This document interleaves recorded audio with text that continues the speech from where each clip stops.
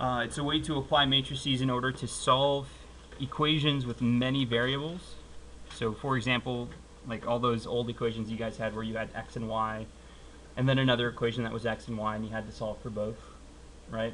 And then in Algebra 2, you had 3 variable equations. You had x, y, and z, and then you had 3 equations, and you had to solve for all 3 of them, and it was a ridiculous amount of work. Cramer's rule is a way to take a problem like that and make it much easier to go through. So I don't want to make this problem up off the top of my head, because if I do, the numbers are going to be super nasty. So I'm just going to take one from your assignment. So let's say we've got 3 equations here with 3 different variables. We're going to do 5y plus 4z is equal to negative 14. Another equation is 5x minus 2y minus 2z is equal to 16. And then finally we'll do x minus 2y plus 2z is equal to 4. Now if you remember from way back when in Algebra 2, you guys, in order to solve this, you'd have to choose 2 of these equations to set aside to solve for one of the variables, either through elimination or substitution. And then you have to take what that variable is equal to and re-substitute it in all the way back up until you can find the other 2 missing variables. What we're going to do is we're going to take a few properties of matrices to kind of change the way that you're looking at exactly what these equations mean. And I'm going to change it into this equation, or this set of equations, into 3 matrices. The first matrix is going to be a 3 by 3 matrix, and it's going to be made up of all of the coefficients of the x, the y, and the z here. So I'm going to put all my x coefficients in one column, my y coefficients in another, and my z coefficients in the third column. Now if I'm looking at these equations here, the first equation, what is the x coefficient? 0. Right, because there isn't an x term, so the x coefficient is 0. In my first equation, again, the y coefficient is 5, and the z coefficient is 4. So my first equation, as far as x, y, and z, is represented as 0, 5, and 4. The second equation, you've got 5, negative 2, and negative 2. And then the third equation, you've got 1, negative 2, and 2. So the first matrix that we create is going to be a 3 by 3 matrix that contains the coefficients of those equations. The next matrix is going to be 3 by 1. And this is just going to have the variables themselves. So from the top, going all the way down, x, y, and z. Now if I were to multiply these 2 matrices together, I would do it by taking row times column, and I would do 0 times x plus 5 times y plus 4 times z, which is essentially the same thing that's happening in this equation over here. Do you see that? Like if I multiply those 2 matrices together, if I do this row times this column, I get back this part of that equation. Kind of, maybe? Okay, bear with me. And then what I'm going to set it equal to is going to be the constants that are on the other side of the equal sign. So this is going to be another 3 by 1 matrix.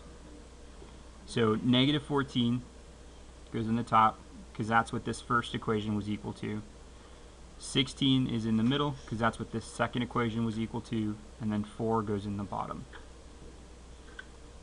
Alright, so if you imagine this as being like this times x equals something, like if you've got 3x equals 14, how would you solve for x?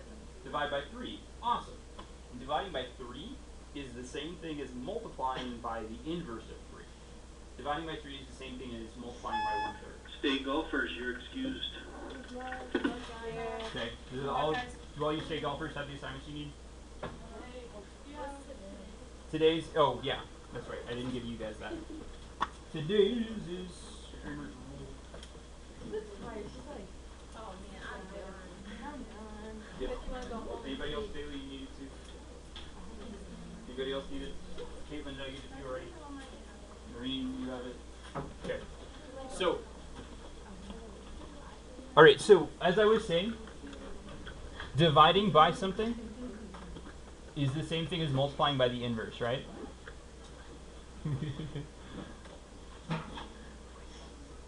I will see you guys again. Good luck. Have fun. So many kids gone. All right. So, as I said before, if I want to undo this multiplication here, it's the same thing as multiplying by the inverse. So what I'm going to do is I'm going to say that matrix XYZ, and this is when it starts Y, Z, this is when it starts getting a little bit easier, so just bear with me for like another second, is going to be equal to the inverse of this matrix, so 0, 5, 4, 5, negative 2, negative 2, 1, negative 2, 2, inverse, which is the same thing as dividing by it, times negative 14, 16, and 4. Now, I didn't show you how to find inverses on 3x3 matrices, so this is where your calculator is going to come in handy. All right? If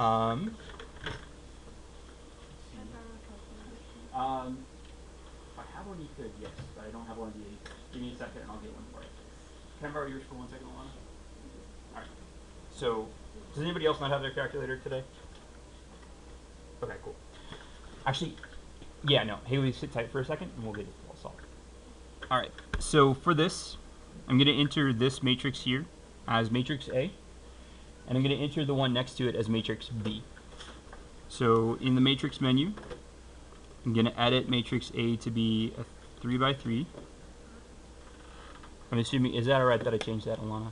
Yeah. Okay, I'm sorry. I should have asked first. Might be like in the middle of your homework or something. Sorry. So I'm going to enter this in 0, 5, 4, 5, negative 2, negative 2, 1, negative 2, 2. Oh, yeah, yeah. So 3x3 matrix for matrix A. Get matrix. Second, and then the x to the negative 1 power, the button that says matrix right, above okay. it. Yeah. So now I'm going to quit back out, because otherwise it's going to think I want to put a matrix inside a matrix. And then I'm going to go second matrix again, edit, and I'll make B a 2x2. Oh, sorry. No, you're right. It's 3x1. I'm not thinking. I'm thinking about what we were doing last week. And that 3x1 matrix is going to be these things that it's equal to. So negative 14, 16, and 4. And once I have that, I'm going to quit back to the home screen again. And then I want to have this home screen do A inverse times B. So names, bring up A, inverse, names, B. And that's what the matrix XYZ is equal to, which means X is equal to 2, Y is equal to negative 2, and Z is equal to negative 1. Okay? So I'm showing you all this stuff, essentially just to show you why it works the way that it does. But what you need to know is that if you have an equation with 3 equations and 3 variables, you can make your life a lot simpler by creating one matrix that's the coefficients, one matrix that is what they're equal to, and then if you do the coefficient matrix inverse times what they're equal to, the result is going to be the solutions, x, y, and z. Now there's a few interesting things about this. If it is a set of equations that has no solution, it will actually tell you that you have an error when you're trying to multiply those two matrices. It'll say, I think, singular matrix or something like that. And so if that comes up, if that error comes up, it means that there are no solutions to that problem. Kind of, sort of. So like today's assignment is going to look like this, where you have 3 equations, 3 variables for 10 problems. But if you're using your matrix idea, it's not too bad. If I had you guys do this by hand, it would kind of be pretty mean of me. And then there's some review questions on here about what we've covered about matrices so far. So, you good? Bad? Want to see?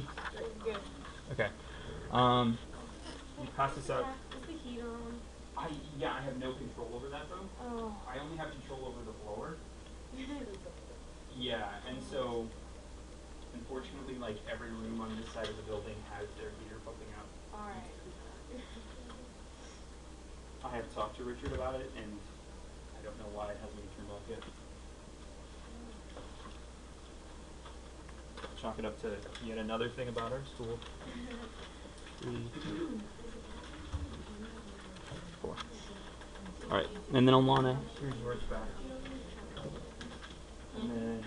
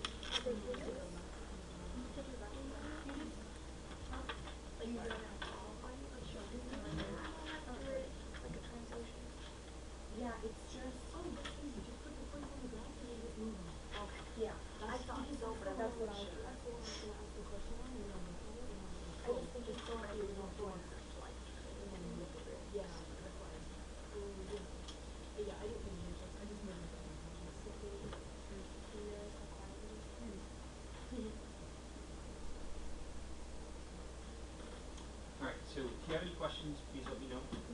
You're welcome. Yeah. This should be good.